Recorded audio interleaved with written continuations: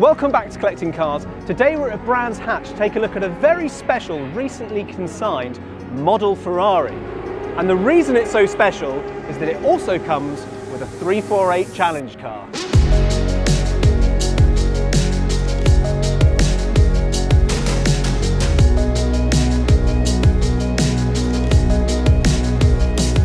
The Ferrari 348 was built between 1988 and 1995 and was the final V8 produced under the watchful eye of Enzo Ferrari. Whilst looking at ways to boost sales and energise their fan base, Ferrari approved a proposal by the Ferrari Club Netherlands founder Hans Hugenholtz for an owners racing series that became the Ferrari Challenge. Hans even went on to write the sporting rules for the series. The series debuted in 1993 and the 348 Challenge was the car that launched the event.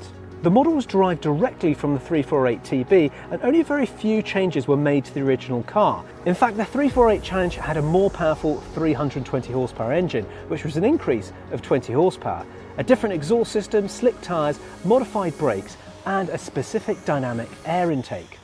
The 348 Challengers were also equipped with the regulation racing safety kit that included a roll cage, a 6-point harness, fire extinguisher, front tow hook and an electric circuit breaker. The car's final season was 1995, during which it was flanked by the F355 Challenge, which replaced it completely the following year. What we have here is the daddy, the 360 Challenge Stradale, the 430 Scuderia and the 458 Speciale and the Pista and on and on and on. It all began with the 348 Challenge. So this is a very significant car in Ferrari's history and started the bloodline of all the special editions. And you can see that bloodline very clearly when you look at the front of the car, because if you take a step back and look at it, you can very clearly see the design cues that crossed over into the later 355. Now there are only about 45 factory built cars and they all went to the US market. If you bought one of these in Europe, you would start off with a 348 TB and then you'd go to your dealer and you'd spec a kit which they would then add on for you. And I'll show you what that looks like here. So here you can see, come and have a look at this. I won't put that down on the paintwork, but just have a look.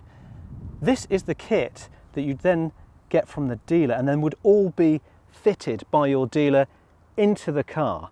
So there you can see the full roll bar, the OMP seats, the fire extinguisher, the pedals, the exhaust. This car actually has an upgraded Ansa exhaust and we'll look at that in just a moment, but very cool.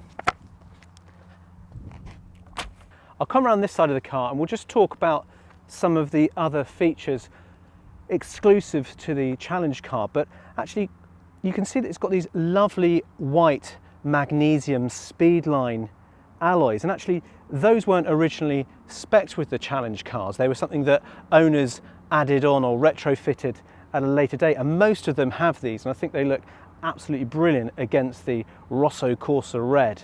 So there are lots of different design influences going on with this car that are carried through from other cars, and this is the last V8 Ferrari that Enzo himself oversaw the design of. But you can see with these door strakes down the side there that they look very reminiscent of the Testarossa. And then we've got these very high positioned wing mirrors that remind us of the F40. So whilst the 348 was new, it very much borrowed from the past.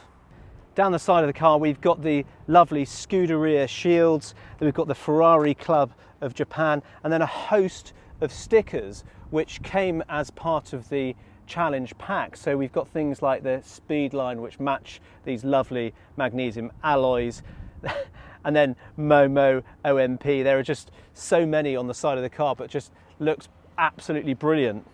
So whilst this car is in sort of Challenge race spec, it does still have an element of practicality to it. So we can pop the front here and you can open up and reveal the trunk space which you have, or the boot space which you have. And you can see that it's plenty deep enough for a few bags of luggage or any kind of shopping in there. But what separates it away from a normal road car to a race car is that you've then just got this battery kill switch which you can pull, which if you're being very cool, you can leave hanging out or can be tucked in and hidden away. Right, but what we really want to have a look at is the back of the car so we can appreciate that lovely V8. So let's just pop that open, come around the back here.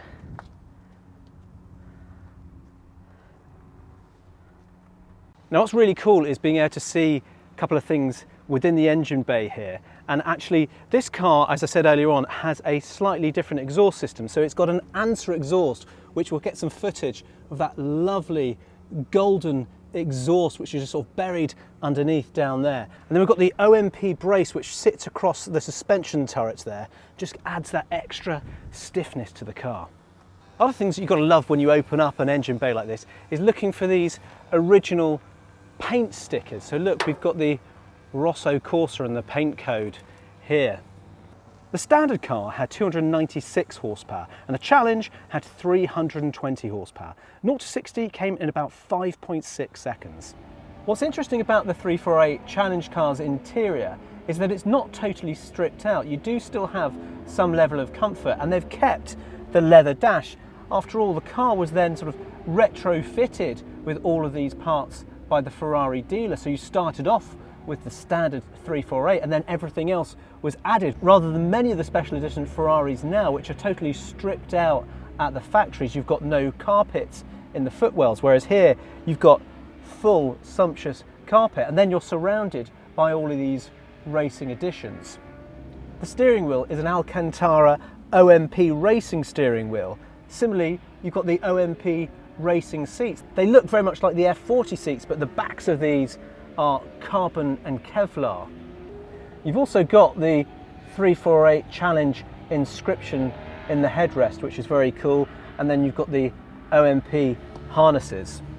One quirky thing that I noticed when I got into the car was actually on the top of the door handrest is the latch to open and close the door. I just thought that was quite a cool placement for that. We've got a full roll cage in here, and actually these are the original foams which the car was spec'd with, so that's really nice original touch in here. You have these absolutely gorgeous orange dials sat in front of you, and they remind you of the 288 GTO or the Ferrari F40. They look so very cool. The dials on this particular car have been converted to MPH, but the owner has also kept the original KPH that the car came with. Very convenient if you're driving in the UK, or if you're driving on the continent or elsewhere, you can have them swapped over. The pedal placement in the car is sort of slightly offset to the right, but it's not so far that you're sort of sitting completely out of alignment. It's actually very comfortably placed. Sometimes you get in the car with very dainty pedals, but these are much larger than you might expect and actually very comfortable to work with. Hidden in the center console there, we've got a radio cassette player. Below that, we've got our oil and fuel temperatures, and then we've got all our climate control buttons. Thankfully, this car also had air conditioning. And then we get to the best bit, the 5-speed dogleg manual gated gearbox. It is so sweet, and I cannot wait to drive it. So let's move the seat into position. That feels about right. Give the key a turn, clutch down, and fire her up.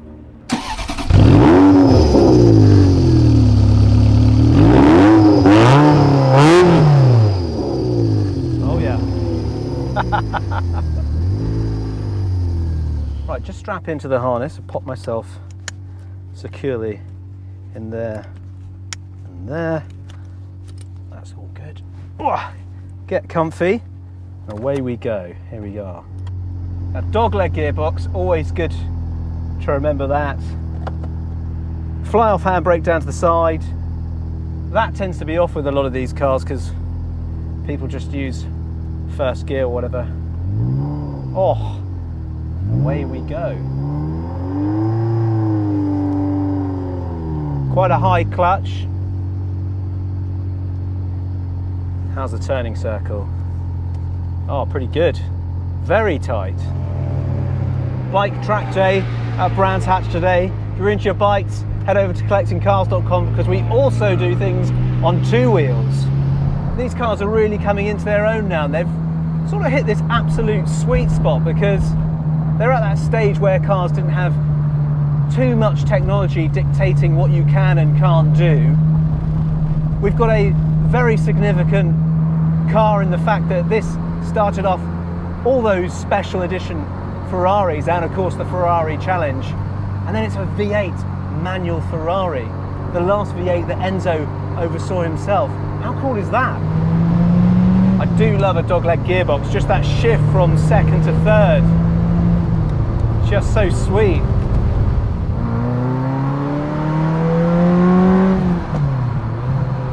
Oh God, you've got to love that.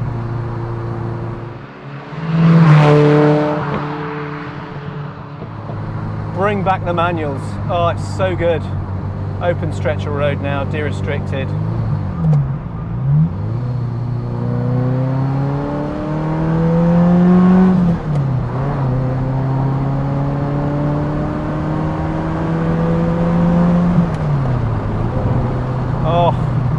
The gearbox is smooth, the steering is very much alive, and that noise, oh, when you put it all together, it's just a hell of a package, it really is.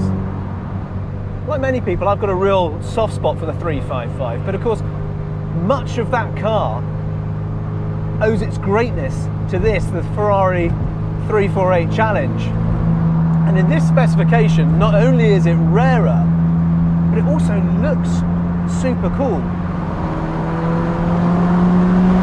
Oh yeah. Oh, it gets up there quick. Nice thing is actually when you get into fourth or fifth that you can drive around without too much noise. There really is no lag, it just pulls away through all of the gears and it's just very, very keen to push that little bit harder. You can tell you have to get those revs up. Oh, just to hear how wonderful that is. Woo-hoo-hoo. Such positive handling on this car as well. Loads of feedback through the steering wheel. You can feel virtually every little bump and crevice on the road. Perhaps it's because I'm driving the 348 Challenge and I've not driven a standard 348, but I just think this is fantastic. And of course, when you see a tunnel, you've got to do this.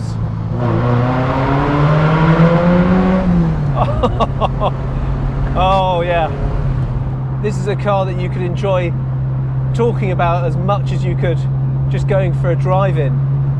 Buy one of these and you're buying a bit of motoring history, and an important one at that, particularly in Ferrari's history. As manual mid-engine V8 cars become more of a rarity, appreciation for cars like the 348 seems to be finally making a comeback. What an opportunity then to own one of the original Ferraris that spawned our obsession with special editions. For more details on this 348 Challenge, head over to collectingcars.com. And for more videos, remember to like and subscribe and hit the bell icon. Thanks for watching and see you soon.